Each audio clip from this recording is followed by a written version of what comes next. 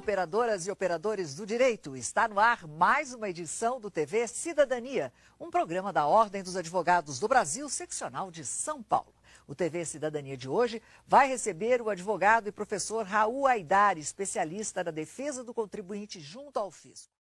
O convidado deste programa é o advogado e professor Raul Aidar, renomado especialista quando se trata da defesa do contribuinte junto ao fisco e que acaba de lançar o livro Justiça Tributária, que eu tenho aqui em mãos, e que reúne a sua experiência de 40 anos na área, além de farto material sobre as lides desse segmento. A obra realiza uma análise crítica do nosso sistema fiscal. Vale a pena você tê-lo e usá-lo no seu dia a dia. Eu acho que a referência, inclusive, não é só para os operadores do direito, não. Mas quem vai conversar com a gente sobre essa obra e muito mais é o próprio doutor Raul Aidar, a quem nós agradecemos a presença. E vamos começar o nosso bate-papo perguntando, doutor Aidar, quem ganha mais com um sistema tributário tão complexo como o vigente no Brasil?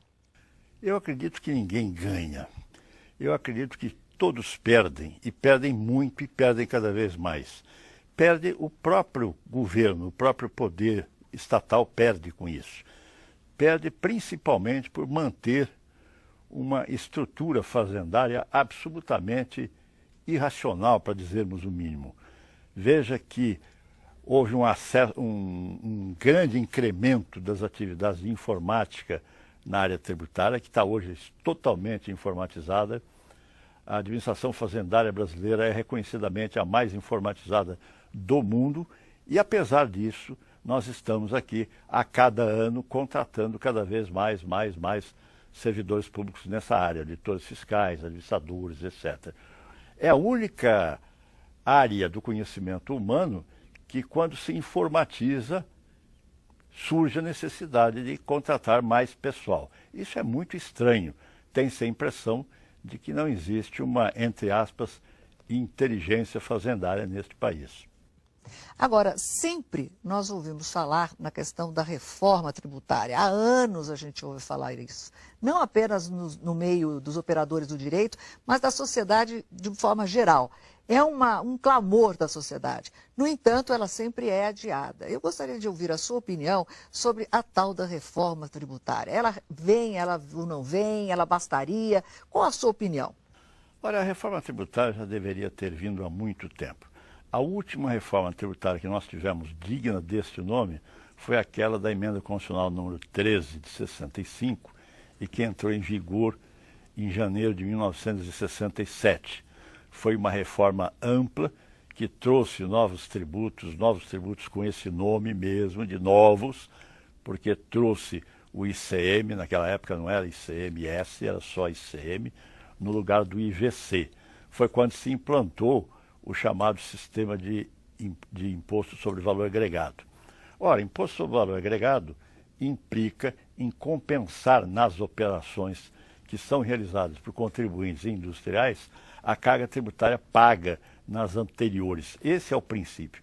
E esse princípio foi, ao longo desses últimos 30 anos aproximadamente, totalmente destruído. A emenda constitucional 18/65, ela foi destruída com a Constituição de 88, onde se passou para um sistema onde se vê apenas o aspecto econômico, deixando o lado do desenvolvimento para fora. Hoje nós precisamos, com uma urgência urgentíssima, de uma reforma tributária que passe por três passos diferentes. Primeiro, pela redução da carga tributária. Nós temos uma carga tributária hoje que ninguém sabe exatamente qual é, que gira em torno de 40%, e nós tínhamos em 67 uma carga tributária da ordem de 20%. Houve um aumento de carga tributária de 100% ao longo desse período. Com essa carga tributária de hoje, próximo de 40%, ninguém, nem pessoa física, nem pessoa jurídica, nem grandes empresas, consegue, por meios normais, ter um rendimento que lhes permita o seu próprio desenvolvimento. Por exemplo, a maior injustiça que existe em relação ao sistema tributário brasileiro hoje é com relação à pessoa física assalariada. O assalariado é hoje esmagado pelo sistema tributário. É uma irresponsabilidade. Eu diria que chega a ser um crime cobrar imposto de renda de pessoas que ganham R$ 3.000 aproximadamente de salário. É um crime por quê? Porque tem uma retenção que fica, na melhor das hipóteses, em poder do governo durante um certo tempo, enquanto o cidadão fica sem poder comprar uma coisa qualquer que ele precise. Por outro lado, as empresas, pressionadas por custos fora da realidade, se veem obrigadas a procurar bens fora do país, onde a carga tributária desses bens é muito menor. Eu tenho no meu escritório alguns clientes que são exemplos práticos e óbvios disso. Eu tenho um cliente que é uma fábrica de chocolate, que importa chocolate da República da Costa do Marfim através do Uruguai, onde ele colocou uma fábrica de chocolate no Uruguai, a começar pela instalação da fábrica, cuja licença lhe foi concedida em pouco mais que 30 dias. Aqui, para se abrir um bar na esquina, demora-se às vezes muito mais do que 30 dias. Ou seja, há uma estrutura arcaica, obsoleta. Agora anuncia-se, nesses últimos dias, né, abertura, a possibilidade de uma redução da hierarquia. Eu espero que esses milagres pré- e pós-eleitorais durem além do suficiente para se tornarem pragmáticos, né? Outra questão que nos leva também a isso é a questão da burocracia e, finalmente, a instabilidade do sistema.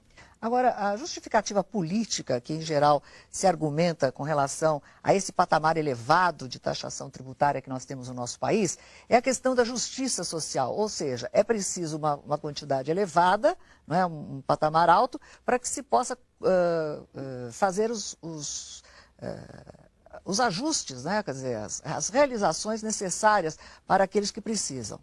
Na verdade, esse ajuste é necessário, sim. O imposto é um instrumento perfeito para a distribuição de renda. Sim. A distribuição de renda é indispensável para a estabilidade do sistema social. Rousseau já nos ensinou isso há muito tempo. Só que acontece o seguinte, o Estado vem assumindo muitas funções que não deveria ter. O Estado não é o único investidor, não pode se arvorar o investidor exclusivo. O Estado tem que disponibilizar meios para que os investidores de verdade assumam suas obrigações.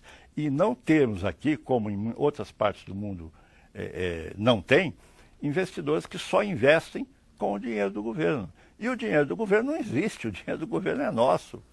O que precisamos é, em primeiro lugar, adequar a nossa estrutura administrativa à nossa realidade econômica, começando por diminuir a máquina administrativa.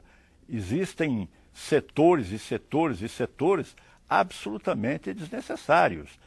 Existem entidades para controlar tanta coisa que nós já precisamos criar um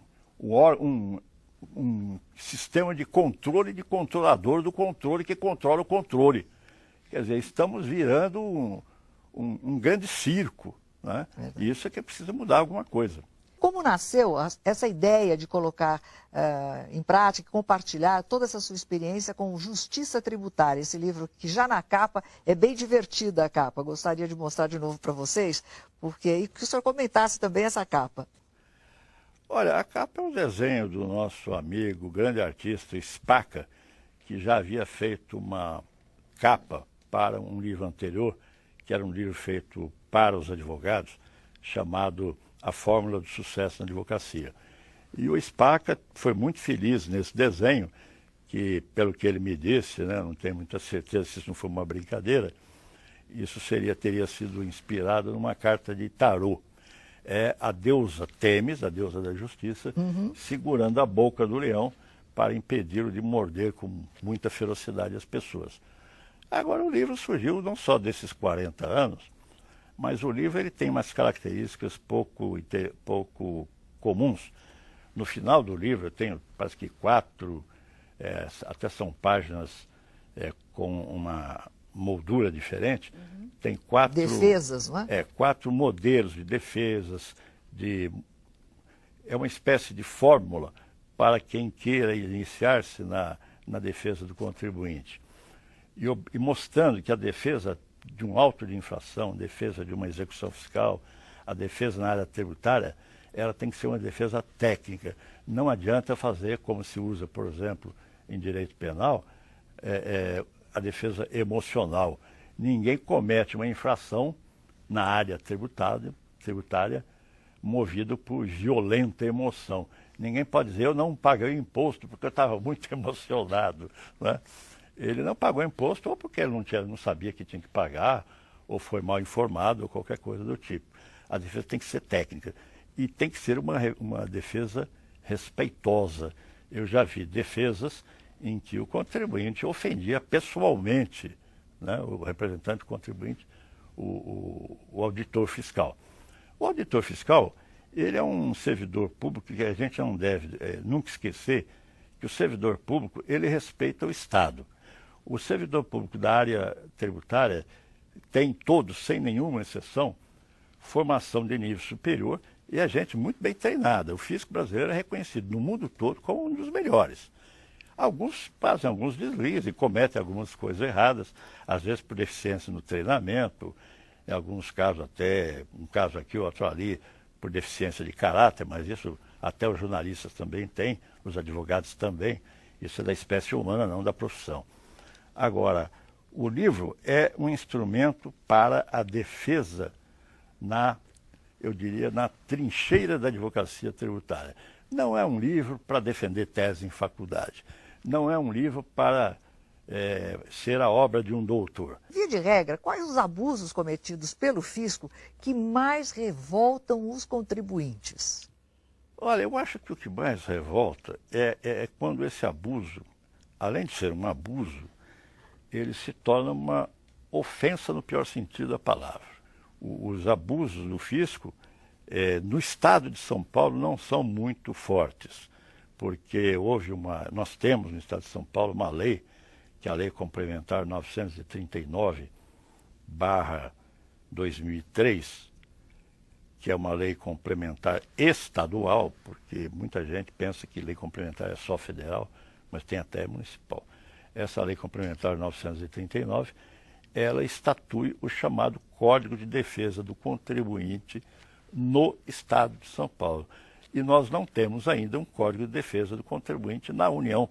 Está andando lá no Congresso. No meu livro eu menciono até o número do projeto, quem é o deputado, que é o autor, etc.